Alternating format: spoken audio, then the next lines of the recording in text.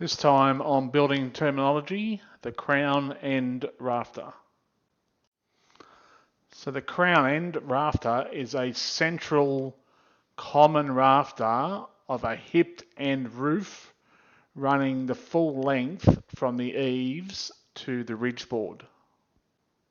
So your crown end rafters pretty much are in line with your ridge boards. This one here.